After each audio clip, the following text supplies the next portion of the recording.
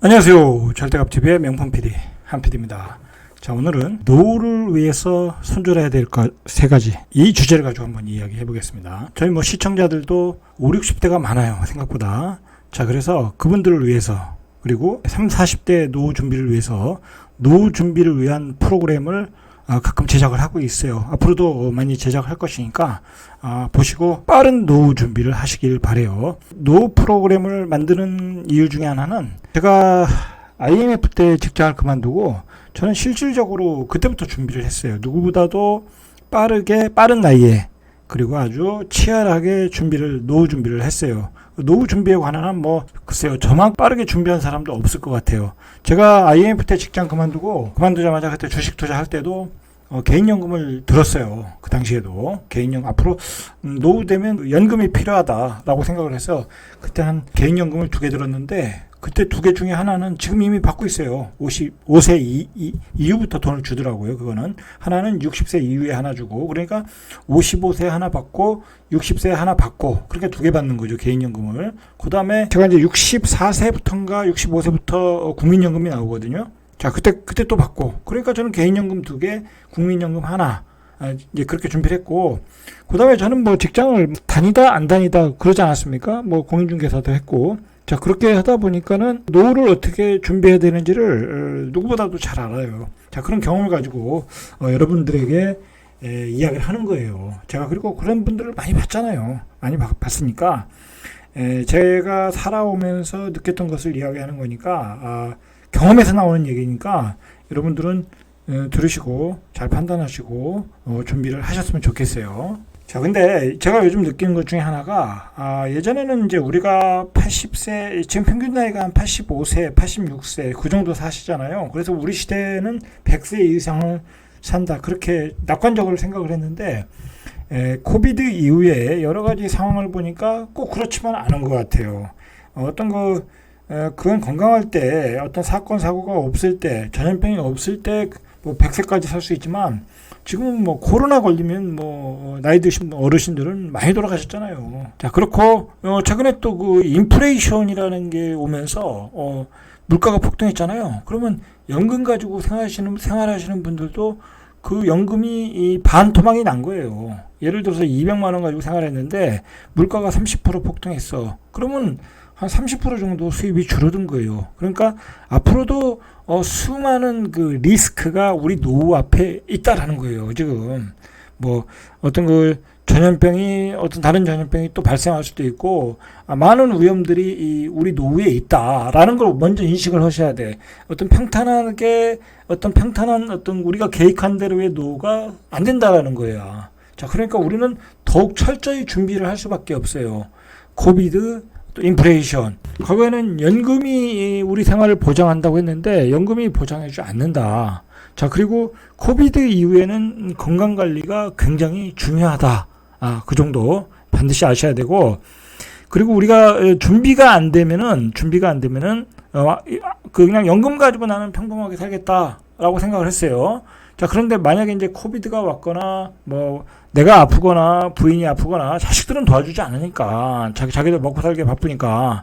자, 그런데 암에 걸리면 병원비가 또 수천만 원 나갈 수도 있잖아요. 근데 돈이 없어. 그리고 돈은 계속 들어가. 예를 들어서 또 치매도 걸릴 수도 있잖아요. 2분 중에 한 분이. 자, 그러면 이제 병원비가 많이 들어가다 보면 그게 바로 노후 파산이 되는 거예요. 자, 그러니까 우리가 체계적으로 준비를 해야 된다. 자, 그렇게 일단 시작을 해보겠습니다. 오늘의 주제는 노후 준비를 위해서 우리가 손절해야 될 것 3가지라고 했기 때문에 그 이야기를 하는 거예요. 자, 첫 번째는 자식 손절을 좀 해야 돼. 자식 손절. 자, 이제 일단은 자식에 대한 투자 지원은 대학 졸업까지야. 그보다 빠르면 좋겠지만 우리 사회 통념상 그래도 대학 졸업은 해줘야 되지 않겠습니까? 학비는 대주고. 글쎄요, 용돈까지는 제가 모르겠어요. 용돈도 대학생 정도 되면 그냥 알바하라고 그랬어요. 알바. 나는 공부해야 된다 그러면 조금 지원해주고. 자, 어쨌든 졸업까지만 이다예요. 이다. 자, 이게 왜 이 이야기를 하냐면 야, 그거 당연한 얘기 아니냐? 졸업 후에 지들이 직장 다니니까 벌어서 가겠지라고 생각을 하는데, 이게 그렇지가 않아요. 졸업 후에 서울로 간다. 예를 들어 서울 가서 또 집 마련해 줘야 될 거 아니에요. 그죠? 집 마련해 줘야 되는데 전셋집 얻어줘야 될 거 아니야. 결혼한다고 또 전셋집 얻어줘야 될 거 아니야. 그런 걱정하지 말라는 거예요. 왜냐면 대학교 때 자식의 머릿속에 그냥 박아놔야 돼. 너는 졸업 후에는 네가 알아서 살아라. 네가 알아서 살아. 나는 나의 삶을 살 테니까 너가 알아서 살아라. 너가 나를 부양할 필요도 없고, 너가 원하는 여자를 만나서 너의 일과를 이뤄라. 너 스스로 이뤄라. 그런 교육을 좀 시킬 필요가 있어요. 자, 그리고 두 번째로는 함께 살 생각도 하지 말아라. 아예 뭐 예를 들어서 자식과 살 수도 있잖아요. 며느리. 요즘 뭐 그런 부분은 별로 없지만 혹시 그런 생각을 가지고 있다면 절대 안 된다. 절대 안 된다. 제가 살아보니까 이 며느리와 그리고 시어머니는 원수지간이야. 뭐 원수지간이 아닌 경우도 있겠지만 그건 뭐 겉으로 보면 그렇게 보이는 거지만, 겉으로 봐서 그렇게 뭐 화목하게 지내는 사람들이 있겠지만 굉장히 인간적으로 서로 불편한 관계야. 아무리 친하더라도 인간적으로 굉장히 불편한 관계다. 아예 함께 살 생각도 하지 말고 가까이 둘 생각도 하지 마세요. 그냥 그들은 그들의 삶대로 그들이 원하는 곳에 살도록 해라. 나는 내가 원하는 곳에 살면 되는 거예요. 자, 그리고 뭐 이제 결혼하면 또 이게 손자 손녀가 낳잖아요. 그러면 또 이게 손자 손녀고 식사도 하고 자주 보는 사람들이 있어요. 자, 자주 볼 생각도 하지 말아라. 자주 볼. 그들이 불편해요. 그들이 불편하다. 며느리가 불편해하고 아들이 불편해요. 그 바쁜 삶 속에서 굳이 자기들이 찾아온다고 하면 그걸 마다할 필요는 없지만, 굳이 서로 자주 볼 만남의 기회를 갖지 말아라. 그리고 중요한 것은 자신의 삶을 찾아가면 되는 거예요. 자신의 삶을 찾아가면 돼. 왜 그 며느리 아들 집 근처에 살면서 왜 손자 손녀 손잡고 학교에 바래다주고 왜 그 시다바리를 하냐고. 그런 거 할 필요 없다. 나는 나의 건강을 위해서, 나의 취미를 위해서 열심히 사시면 돼요.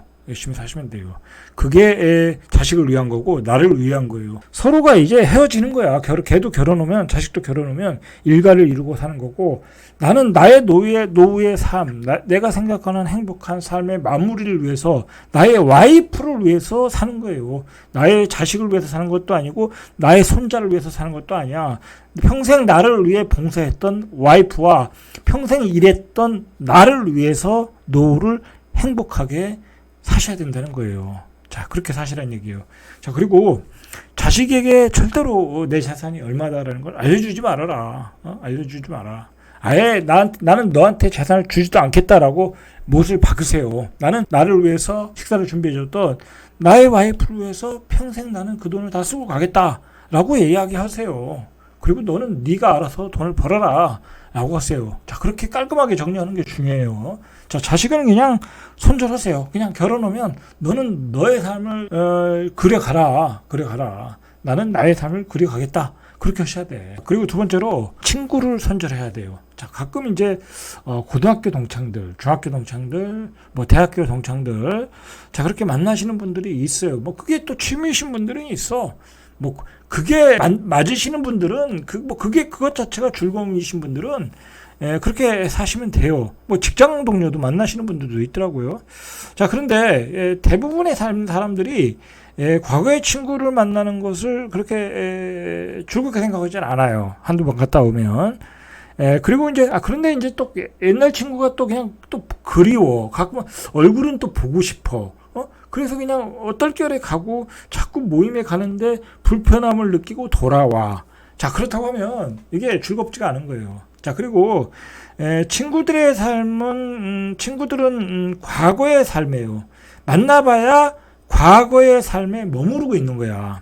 자, 그 친구들은 나를 기억할 때 나의 과거의 이미지를 기억하는 거야. 나의 현재 이미지를 기억하지 않아요. 나는 과거보다 훨씬 훌륭한 사람이 돼 있는데 친구들은 과거의 그 철부지로 기억을 하는 거야.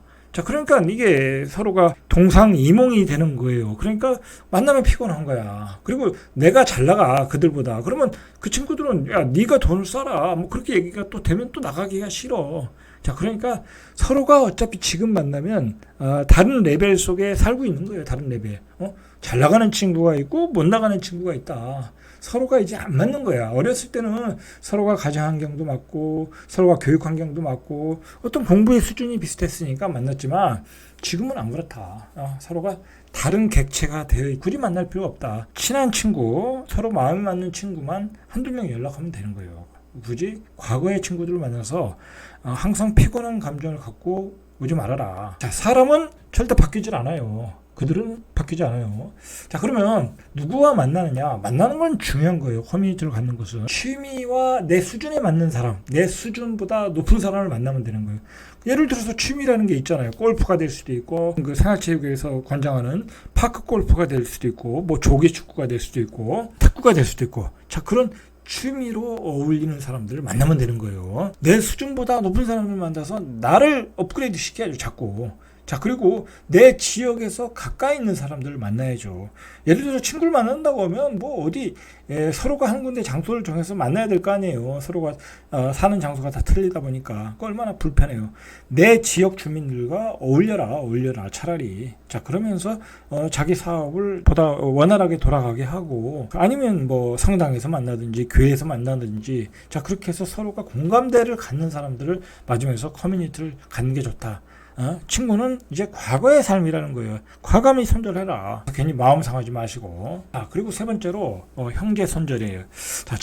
자, 이거 너무 과격한 거 아니냐 그렇게 생각할 수도 있지만, 어떻게 보면 대부분이 또 공감하는 내용들이에요. 이게. 자, 여러분, 부모님이 돌아가시고 나서 형제들을 자주 만나나요? 자주 연락하세요? 나이가 드신 분들 아시잖아요. 1년에 한두 번 통화하시잖아요. 그리고 뭐 재단날 한번 보고. 자, 이제 부모님 돌아가시면 서로가 각자의 삶을 사는 거예요. 각자의 삶을 사는 거야. 그래서 부모님 돌아가시기 전이라면 과감하게 부모님한테 의해서 부모님 돌아가시기 전에 재산도 정확하게 좀 분배를 하셔야 돼요. 하셔라. 괜히 그 부모님 돌아가시고 나서 싸우지 말고, 요즘 싸울 것도 없어요. 부모님 돌아가시면 그냥 n분의 1이에요. n분의 1. 여자도 가져가고 딸도 가져가고 아들도 가져가고 n분의 1이에요. 자, 부모님 재산은 서로 n분의 1이다. 서로 좀 명확하게 정리하시고, 그리고 형제들과 돈 거래, 금전 거래는 절대로 하지 말아라. 이건 뭐냐면 뭐 빌리고 대차 관계를 갖지 말라는 얘기예요. 형제가 어려우면 당연히 도와줘야죠. 내가 여유가 있으면. 형제가 아프거나 형제가 못 살면 당연히 도와줘야 되는 거예요. 그런 거는 괜찮다. 그러나 서로 빌리고 꼭은 하지 마라. 형제들끼리 이렇게 자주 만나는 분들이 있거든요. 자, 굳이 멀리 사는데 자주 만날 필요 없어요. 자주 만날 필요 없다. 항상 가까이 있는 사람과 어울려라. 그러나 뭐 가끔 나는 형제가 그립다. 그러면 이제 연락을 하시고, 그 정도. 알아서 각자 살면 되는 거예요. 알아서 각자 살면 그게 좋은 거다. 우리 옛말에 무소식이 희소식이라는 말이 있잖아요. 그 말이에요. 제가 가만히 생각해 보면 무소식이 희소식이에요. 서로 가까이 지내고 알고 지내면 괜히 이일 저일 개입하게 돼. 그러면 괜히 서로 괜히 괴로워. 내가 저 사람 고통을 이해할 수도 없고 해결해 줄 수도 없잖아. 그러니까 괴로워. 형제들과 손절해라. 손절하고 그냥 1년에 한두 번 재산 나면 보고 서로 안부 전화만 해라. 그 정도. 자, 그리고 저도 이제 요즘 최근에 그 의료비 지출을 굉장히 늘리고 있거든요. 세종시에 오면서부터. 서울에서 세종시에 왔잖아요. 근데 세종시가 굉장히 쾌적한 도시라 건강관리력이 좋아요. 아주 노후에 살기는 아주 최적의 도시예요. 제가 보기에는. 자, 그러면서 이제 아무래도 시간과 금전의 여유가 많아졌어요. 저는 세종시에 오면서. 자, 그러면서 병원을 굉장히 많이 갔어요. 아프지 않아도 갔고 건강 체크를 해서 많이 갔어요. 그러니까 그리고 이제 예를 들어서 종합병원에 어떤 주치의를 하나 정해놓고 이제 그분을 통해서 계속 주기적으로 검진을 받고 있어요. 3개월마다 피 검사도 해서 뭐 당뇨라든지 콜레스테롤이라든지 그 수치를 계속 체크를 해 나가는 거죠. 그리고 이제 예를 들어서 그분이 얘기를 해줘야, 요번에는 초음파 검사를 해라. 요번에는 뭐 경동맥을 한번 검사 맡아라. 요번에는 전립선 검사를 한번 해보셔라라고 계속 코치를 해줘요. 그렇게 주치의가. 뭐 주치의라고 해서 내가 따로 돈 내는 것도 아니야. 얼마나 우리나라 의료보험이 좋아요. 그냥 한 돈 10,000원만 내도 그렇게 친절하게 알려주잖아요. 자, 그렇게. 그리고 이제 대장 내시경, 유내시경 뭐 꾸준히 받고 있고 2년에 한 번씩, 1년에 한 번씩 받고 있고, 그렇게 해서 여러분들은 그 50세 이후에 건강검진, 자기 나름대로의 건강검진 그 시스템을 만들어 놔야 돼요. 뭐 찾아갈 의사들, 검진할 그 항목들, 그리고 나의 그 건강에 대한 건강 검진 기록에 대한 어떤 그 꾸준한 관심과 기록을 체크하셔야 돼. 자, 그렇게 해서 내가 자주 가는 의사와 친하게 지내고 대화도 많이 나누고, 그리고 중요한 것은 그 의료비 지출을 아까워하면 안 돼요. 아까워하면 안 된다. 뭐 초음파 검사가 비싼 거 아니냐, 뇌 CT가 비싼 거 아니냐. 저도 이제 각 한 달에 한두 번씩 꼭 좀 두통이 와가지고 이거 머리가 좀 너무 아프다. 그래가지고 이제 뇌가 걱정이 되잖아요. 그래서 이제 여기 세종시에 와가지고 선병원에 가서 뇌 CT도 한번 받아봤어요. 처음으로. 자, CT를 받았더니 멀쩡하더라는 거야. 그리고 요즘은 굉장히 이게 3D로 돼가지고 아주 선명하게 잘 나와요. 혈관 자체가. 그렇게 기술이 좋아요. 제가 물어봤어요. 혹시 뇌동맥류 같은 게 있는 거 아니냐 했더니 괜찮대요. 없다고요. 그럼 또 안심이 오잖아요. 안심은. 그렇게 돈이 많이 들어가지도 않아요. 의료보험도 되고 하니까. 자, 근데 그런 돈을 아까워하면 나이 55세, 60세 가까우면 돈 쓸 데가 없어요. 술을 사 먹는 것도 아니고 뭐 별로 세치할 게 없다고 하면 별로 쓸 데가 없다. 그 의료비에 대해서는 과감히 써라. 왜냐면 그게 나중에 돈이 안 들어가는 거야. 그리고 제가 요즘 최근에 이제 치과를 좀 집중적으로 다니고 있는데, 치과도 가면은 의사한테 맡기면 돼요. 뭐 혹시 이빨 수리할 데가 없느냐 그러면 그 사람들이 요즘 여기엔 메꿔야 된다, 이건 바꿔야 된다, 여기 충치는 치료해야 된다, 아주 세세하게 해줘요. 그러면 과감히 하시라고 그래. 좋은 거로, 그것도 가장 좋은 거로, 좋은 그 방법으로 하셔라. 싼 걸 하지 말고. 그렇게 해서 하다 보면 그게 60세, 70세에 오히려 돈이 더 안 들어가는 거예요. 젊었을 때 치료해야 되는 거야. 젊었을 때. 과감하게 의료비 지출을 늘려라. 노후 준비는 가능한 빨리 준비하셔야 돼. 빨리 준비하시고, 이 노후는 나이별로 준비하셔야 돼. 60세 때는 어떻게 할 것인가. 자, 60세 때는 아직 젊잖아요. 그러니까 은퇴하고 나서 어떤 일을 할 것인가. 취미는 뭐를 가져갈 것인가. 예를 들어서 70대 되면 나의 부동산은 어떻게 정리를 할 것인가. 뭐 70대 때 부동산 재테크할 일은 없잖아요. 그때는 하면 안 돼. 70대 이후에는 어디 투자하고 그러시면 안 돼. 그건 노욕이야. 절대 하시면 안 돼요. 뭐 그것 가지고 돈 몇천만 원 가지고 그냥 심심해서 주식 투자한다. 그런 건 괜찮아요. 이게 머리를 돌리는 거니까 치매도 안 걸리고 좋지만, 무리하게 뭐 재테크를 한다든지 뭐 부동산 재테크를 한다든지 그러시면 안 된다. 그리고 예를 들어서 80세가 되면 통장에 현금만 갖다 놓고 있으면 돼요. 현금만. 그 은행에 넣어놔도 이제 뭐 3% 이자는 나오잖아요. 뭐 저금리가 돼도 2% 이자 나오잖아. 그것 가지고도 충분히 살 수 있어요. 그리고 월세 세팅 잘 해놨으면 별 문제도 없잖아요. 월세 세팅 얘기는 좀 제가 나중에 하겠지만, 자, 그래서 위험한 투자는 절대 삼가하고 노후 60대, 70대, 80대 나이별로 준비해라. 예를 들어서 80대가 되면 우리가 제일 고통스러워하는 게 뭐냐면, 뭐 그때 내가 먼저 죽을 수도 있고 나의 와이프가 먼저 죽을 수도 있어요. 그러면 밥을 해줄 사람이 없어. 밥을 해줄 사람. 이 노인이 되면 제일 문제가 뭐냐면 삼시세끼야. 응? 며느리가 와서 밥 해주지 않잖아요. 누가 와서 밥을 해주냐고. 와이프가 먼저 돌아가셨는데 나 혼자 남았어. 그럼 누가 밥을 해주냐고. 뭐 그래서 어디서 아줌마 하나 데리고 오고 뭐 어쩌고저쩌고 하잖아요. 뭐 그런 거 아니에요. 자, 그런 계획도 세워놔야 되는 거예요. 80이 되면 뭐 나 혼자가 된다. 그러면 나는 내가 밥 해먹을 자신이 없다. 그러면 실버타운 들어가야 되는 거야. 실버타운. 자, 그런 거에 대한 준비. 그 다음에 현금 유동성에 대한 준비. 자, 그리고 이 노후의 삶의 설계는 항상 그 격가지를 다 쳐나가는 거예요. 네, 그래서 손절하라는 게 그 얘기 아니야. 친구 손절, 형제 손절, 자식 손절. 네? 다 이거 손절하라는 거 아니에요. 격가지를 쳐가면서 자신의 삶을 이렇게 단순하게 만들어 나가는 거예요. 아주 심플하게 만들어 나가는 거예요.